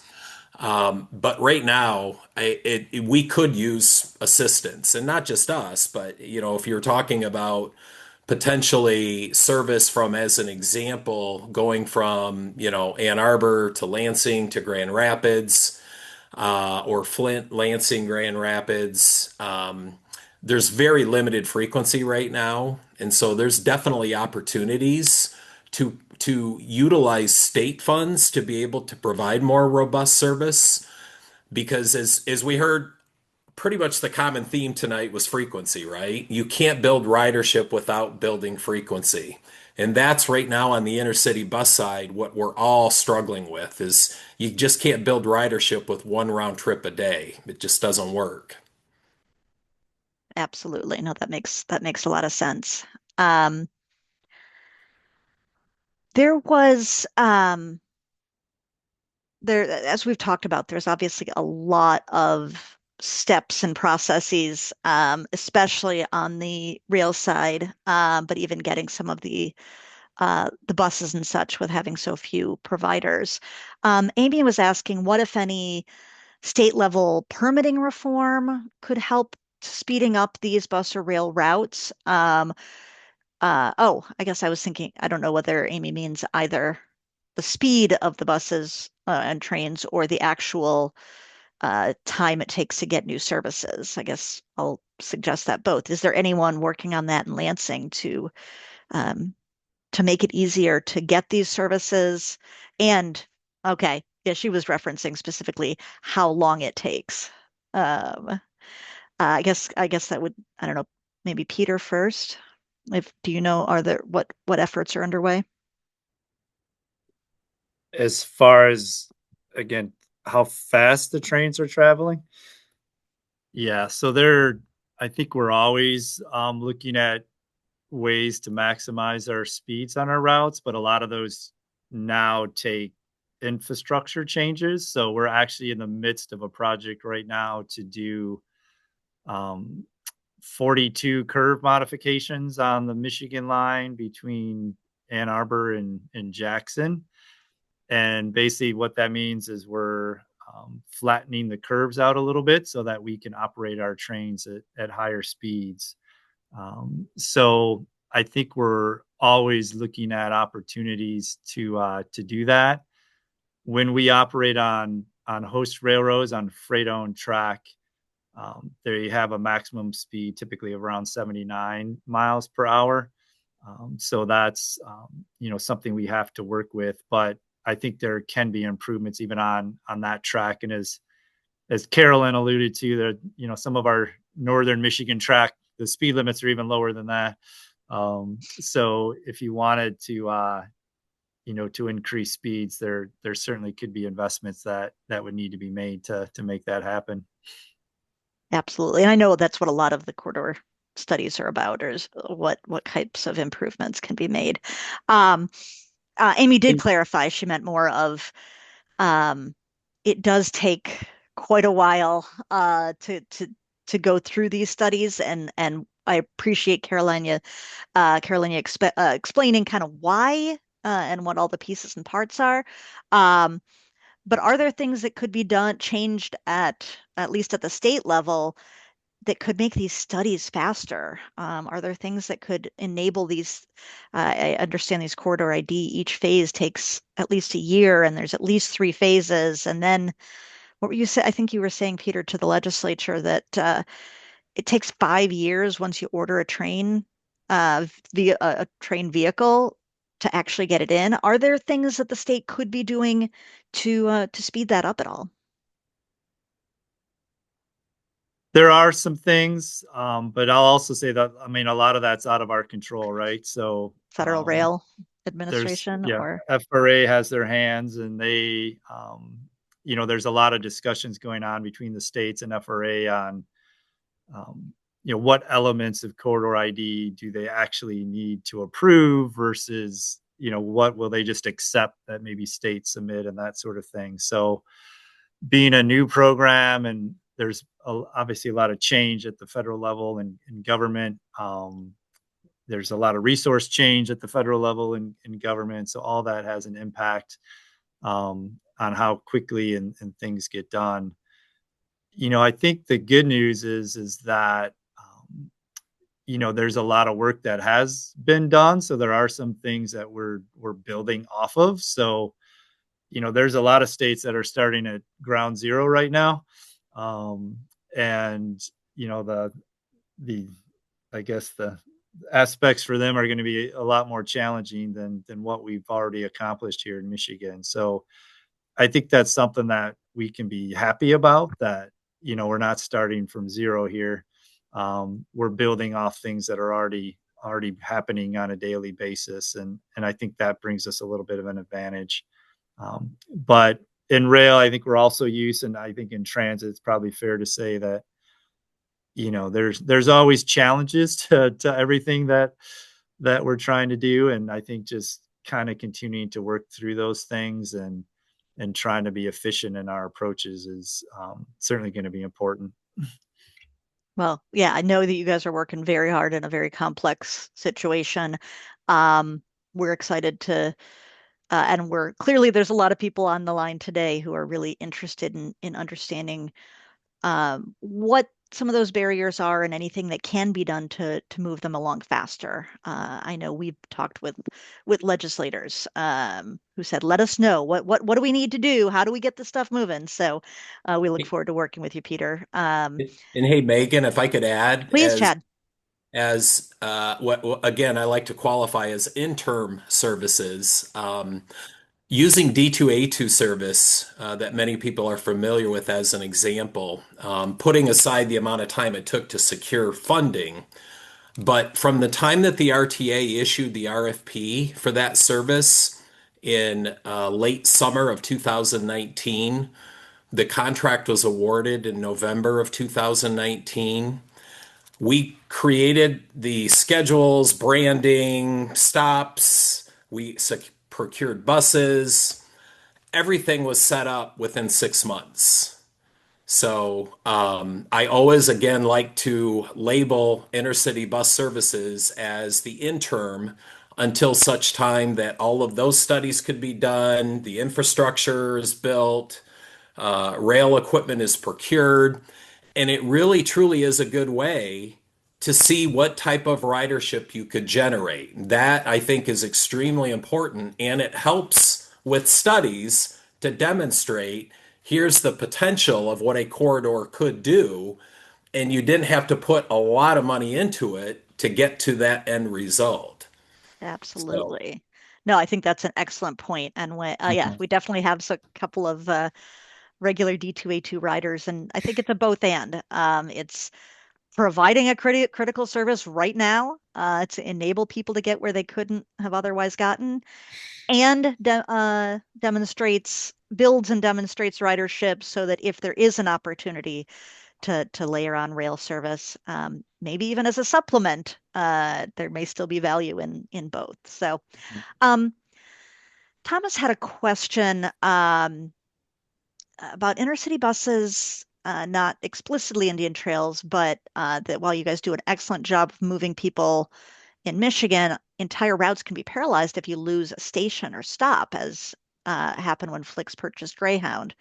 In other cases, it may be due to local governments, residents, or businesses forcing buses off the properties that they use to make stops or turn around. Having dedicated infrastructure like bus stations or park and ride lots can help shield bus operators from issues that arise from borrowing public or uh, private properties. Are there any strategies that exist to ensure the spaces for buses to stop are secured? What would transit providers need from supporters to help keep buses in the system? Any thoughts as to how do we make sure they're good, uh, uh, yeah, that they're reliable and I would say comfortable and quality spaces for people to wait for or transfer for vehicles? yeah, and I can address that, Megan. I would share with everyone that the state of Michigan within the inner city bus industry has been used as an example of how it should be done. Oh, So the state of Michigan, when you look at the inner city bus program relative to the amount of money that's spent on actual terminals and terminal expenses, actually does on average a much better job than a lot of other states hmm, throughout the country. So the okay. state has multiple facilities that it owns. And some like Detroit, we all know what the future looks like in Detroit. You know, we're currently operating out of at least for intercity bus, and I know rail too, a fairly old terminal. It's not worth putting a ton more money into it.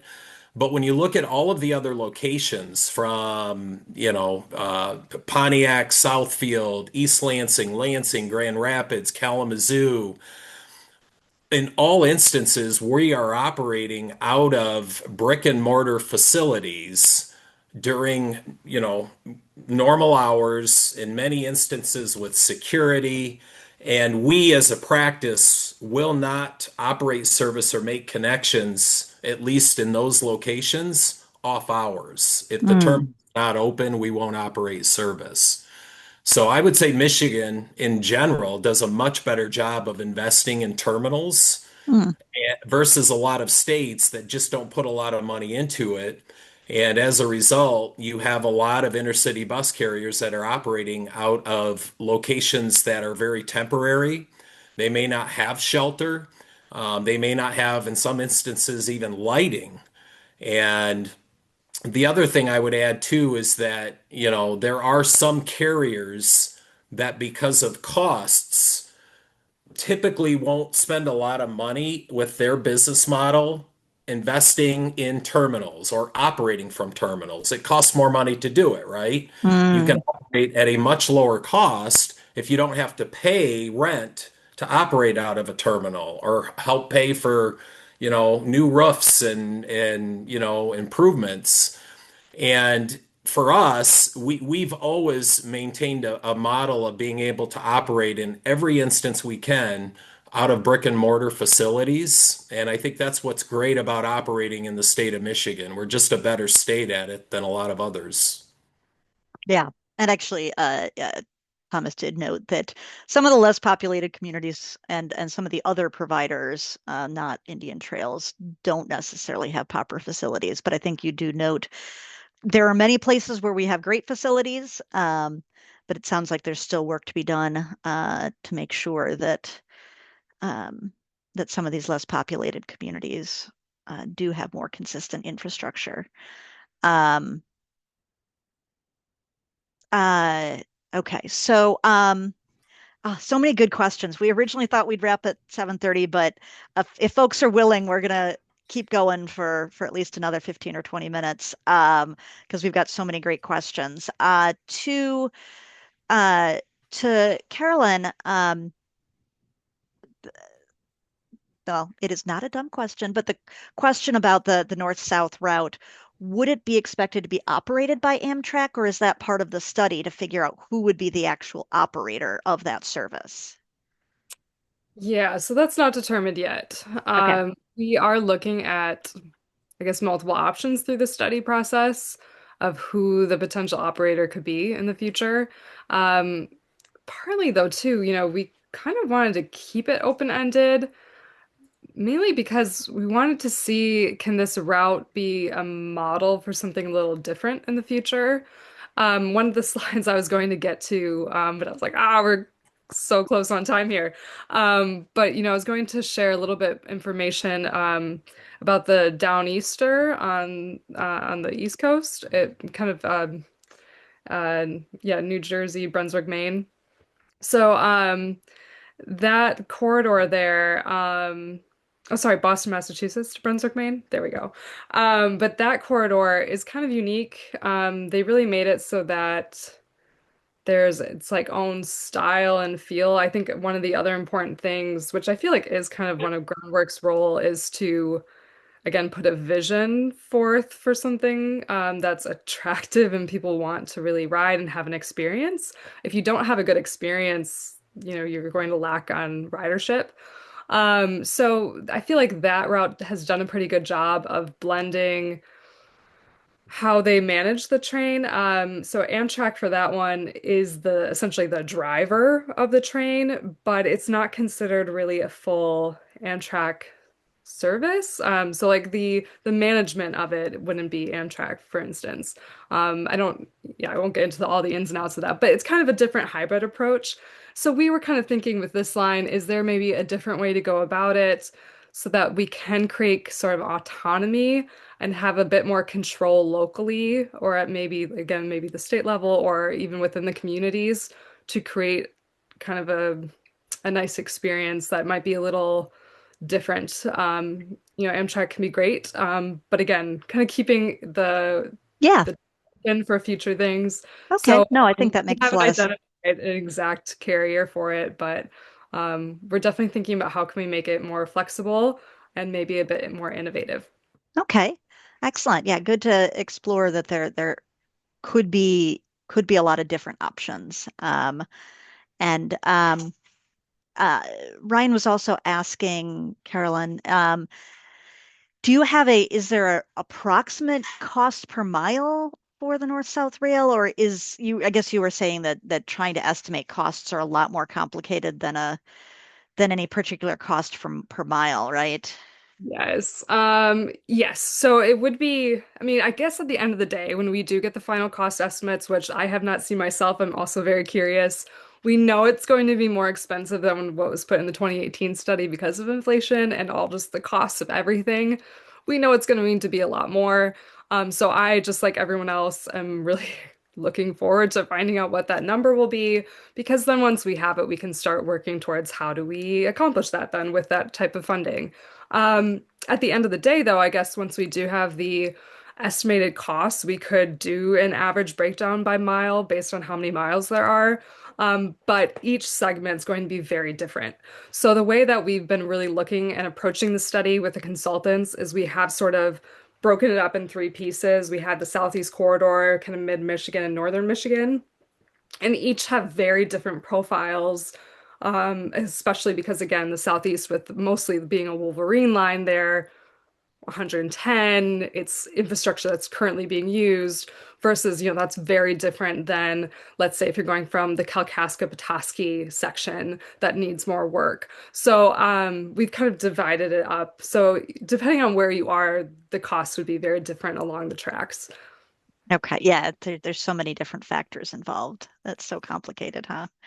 Um, I think this would probably be to Peter. Lewis was noting that the UP has CN tracks that go to Sault Ste. Marie.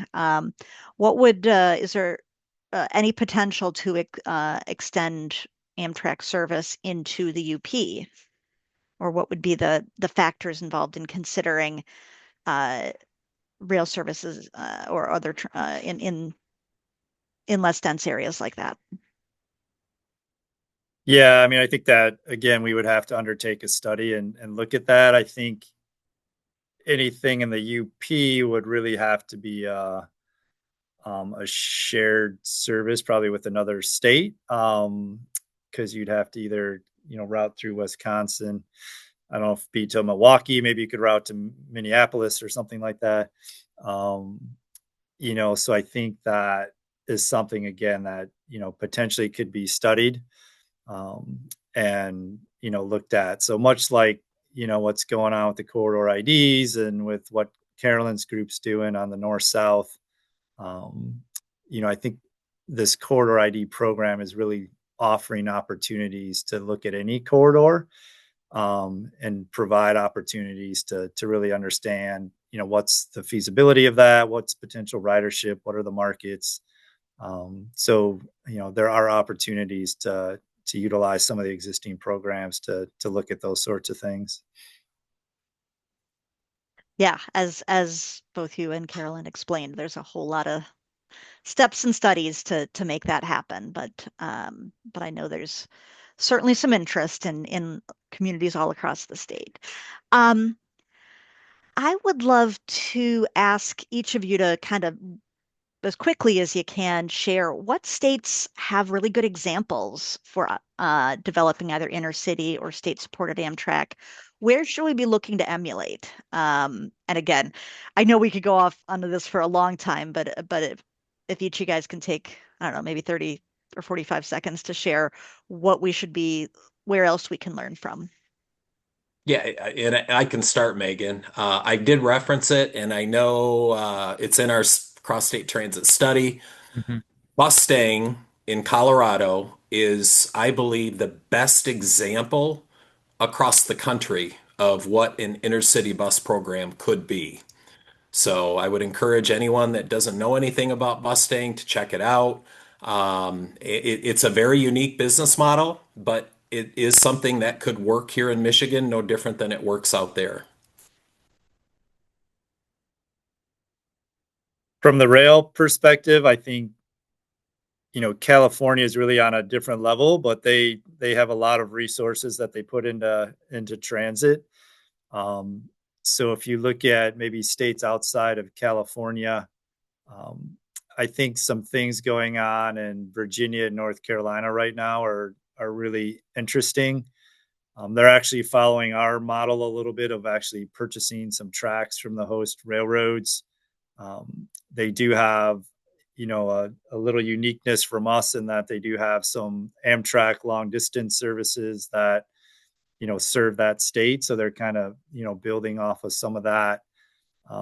But I think they're learning that as they open up more transit opportunities in Virginia, North Carolina, they're really seeing some positive returns on ridership and interest.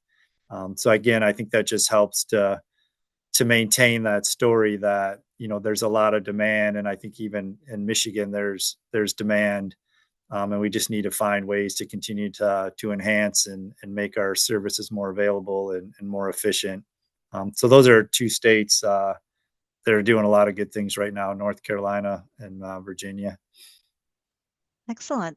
Carolyn, and then even Petra, if you want to share your favorite.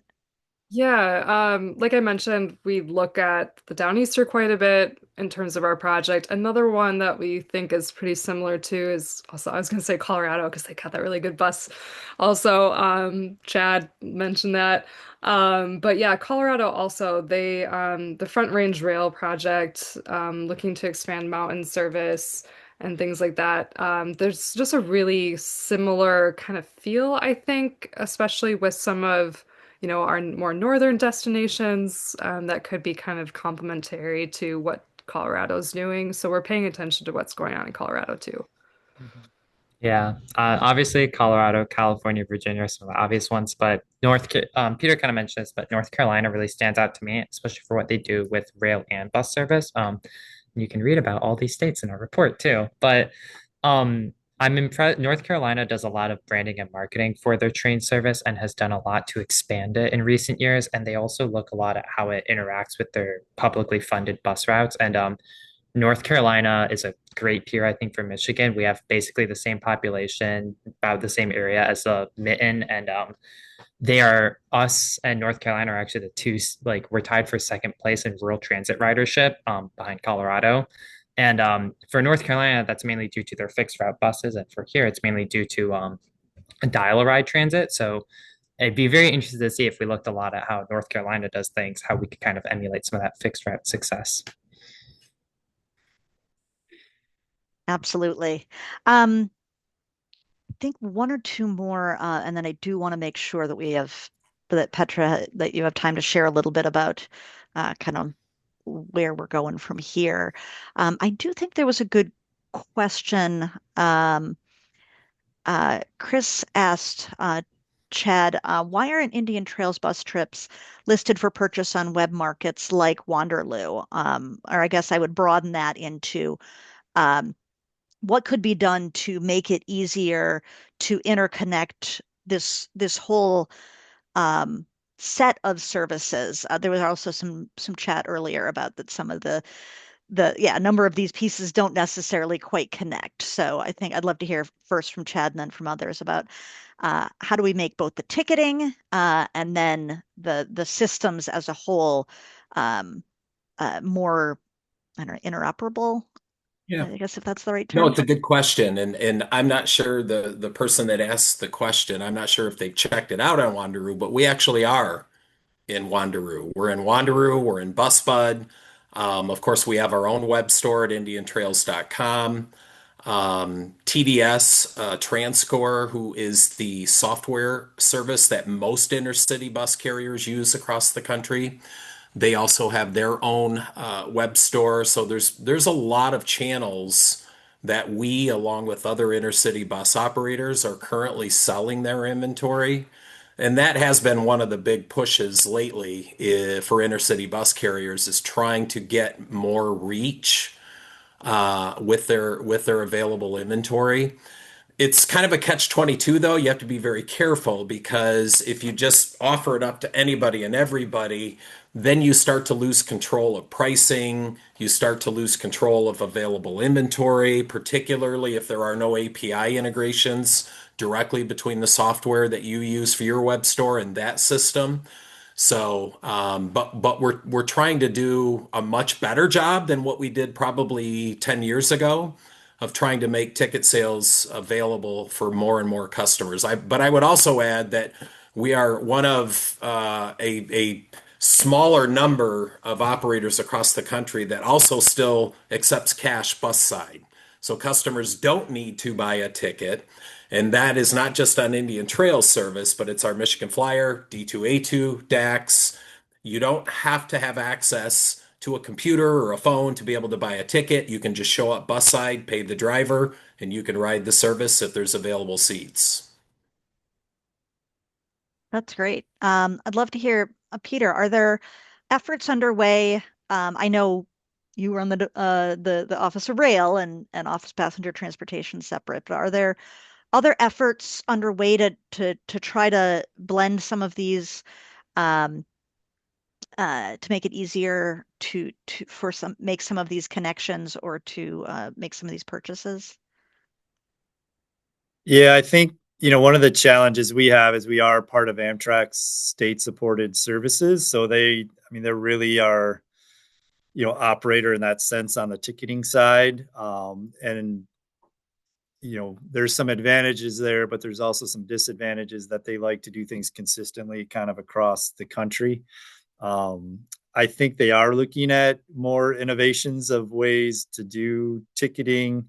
I feel like, for me, I think there's still just trying to get some of the basic pieces done. How do we buy tickets with, phones and stuff like that? And, but I do know that, there's a lot of interest at Amtrak now to look at more innovation and really ways that we can make the customer experience better and serve customers better. We were just on a call last week with Amtrak, and they were, really trying to lay out a vision for how they're approaching this over the next few years. So I think there's a lot of room to grow there, but I'm somewhat encouraged that some of the Amtrak leaders in this area, I think, are taking a fresh look at really how they make those improvements to make those connections and make things easier for the customer. Excellent. I think if we can have, Petra, if you can give just a couple of minutes on, there have been a couple of questions on when can people get copies of these maps and this report, and what some of the opportunities are to get involved. And then I'll ask each of the other panelists to share any closing remarks. So totally. So to start with, kind of like, where do we go from here and what's next? There's the report. I'll leave this up on the screen for a minute. You can view the QR code or just go to our website, detroittransit.org, to view it. I'm gonna update that web post later this week, and I'm gonna do another web post with the recording of this and sort of a recap of what's happened in this presentation for people who weren't able to be here or people who just want to reference it. I'm going to include some higher quality versions of the maps in there, and later this week, I'm also going to do some minor tweaks to the report. Unfortunately, my hard drive with the report saved on it corrupted last week, so I was scrambling yesterday to get it in a presentable version. So apologies if there's any blurry images, or I know the map has a few small errors I just need to go through and check. But you can at least view it there and check back by like Friday, and there will be an updated version. So with that, let's talk about next steps. We're working on advocating and organizing for cross-state transit, and we're really excited to start doing this. So I'm inviting each and every one of you here, even our speakers, to get involved with our statewide transit team. You can just email me, petra@detroittransit.org, to join our cross-state transit committee. It's something we're gonna launch and see how it goes. We'll probably meet once every other month. I'm hoping to start up meetings after the holidays in January, and get an email list going for people who are interested across the entire state, interested in not just cross-state transit, but any other statewide issues. So we'll mainly be looking to try to organize meetings with legislators in district and candidates next year to discuss cross-state transit, get them to recognize that it's an issue people care about, and identifying local advocacy opportunities, whether it's to local leaders, to state leaders. And I'm also hoping that can be a great opportunity for people to meet other advocates in the area who care a lot about transit. And next June, True is also going to be doing a Round the Mitten transit tour to highlight some of the gaps that exist in the cross-state transit network. So we're going to be taking the train and the bus all throughout the Lower Peninsula.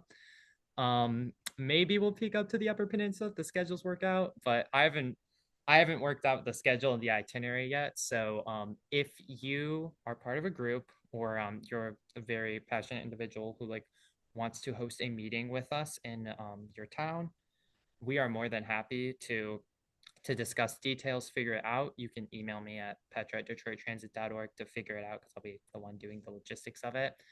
And yeah, we'd be very happy to see you and actually get to see some faces. It's gonna. Oh, go ahead.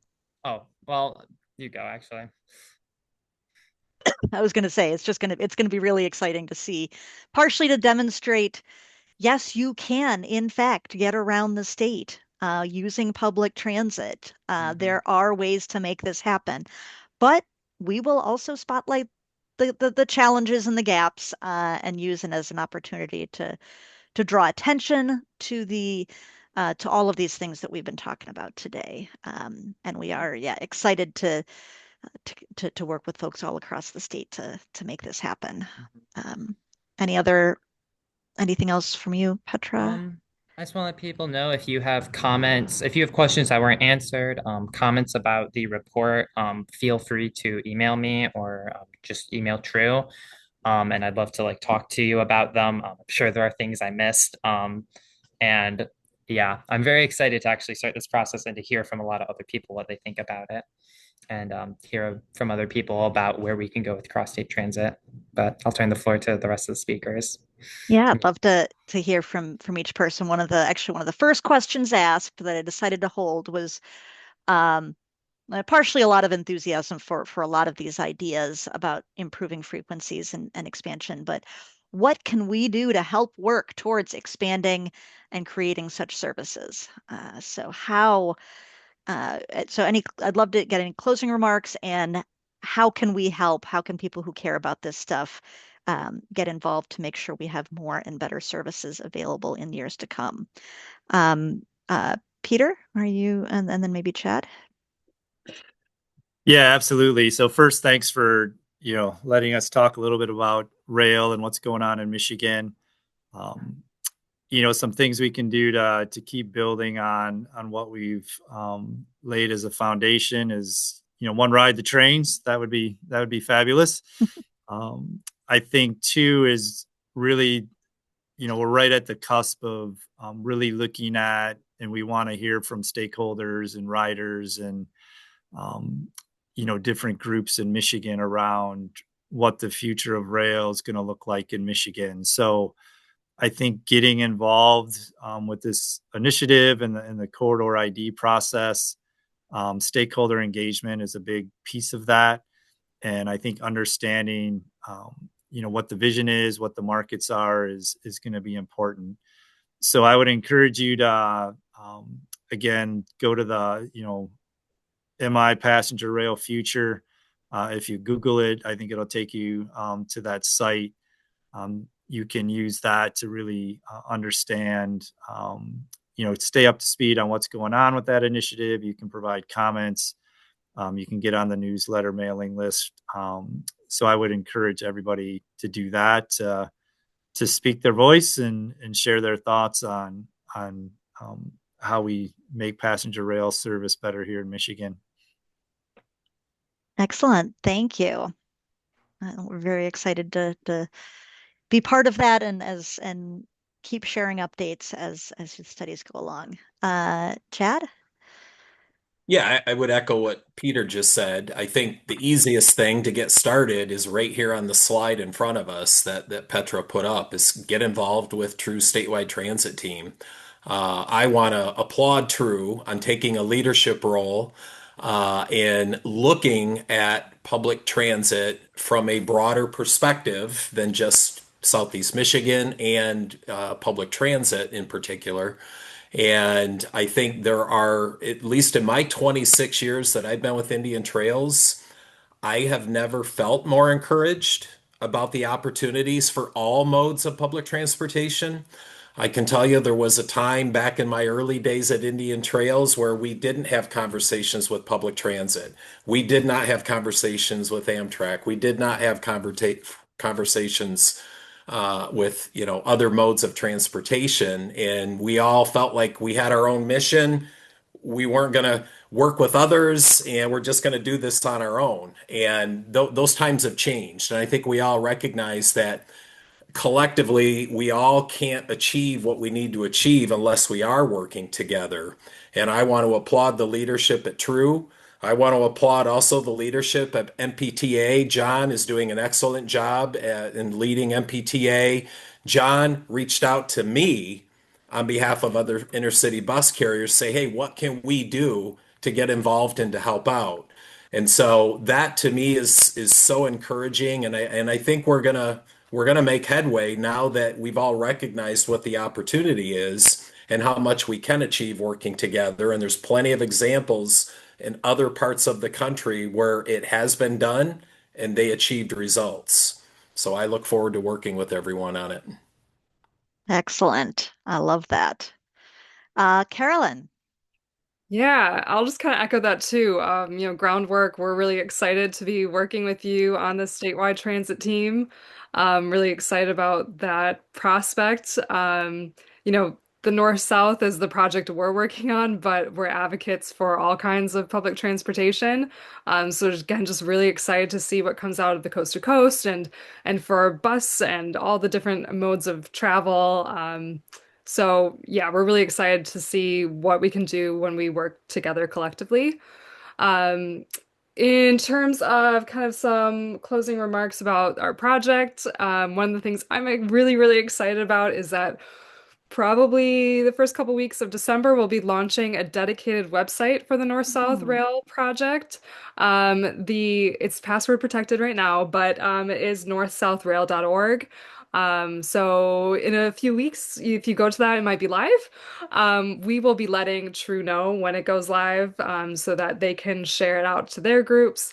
A part of that website launch we will also be launching a public survey. So that would be very helpful to get your input, and answer all of the different questions that we have to ask you. So those are a couple of little things I wanted to leave you with. Excellent. Well, clearly this is a start. This is a start of something much bigger. As most of you know, True does spend most of our focus on Southeast Michigan, and we're still going to be very active working to double DDOT bus service, working to expand transit throughout all of Wayne County, so we no longer have opt-out or no-go zones in the Tri-County area.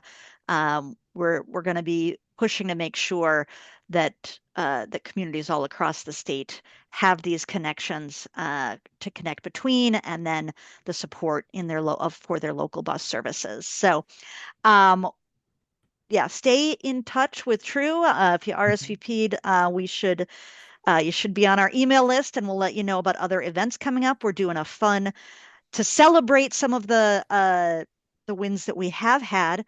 We are doing a happy hour in Detroit, for Metro Detroit folks or folks who can make it down, next Tuesday night. And then mark your calendar for our State of Transit event, January 27th. Yeah, 27th. 27th. Okay. Suddenly I was saying that and I wasn't sure. So lots of more great things to come. Stay in touch with Petra with your ideas, and we're excited to work with folks. Thanks so much, everyone, for being on. Have a great night. Thank you, everyone. Thank you.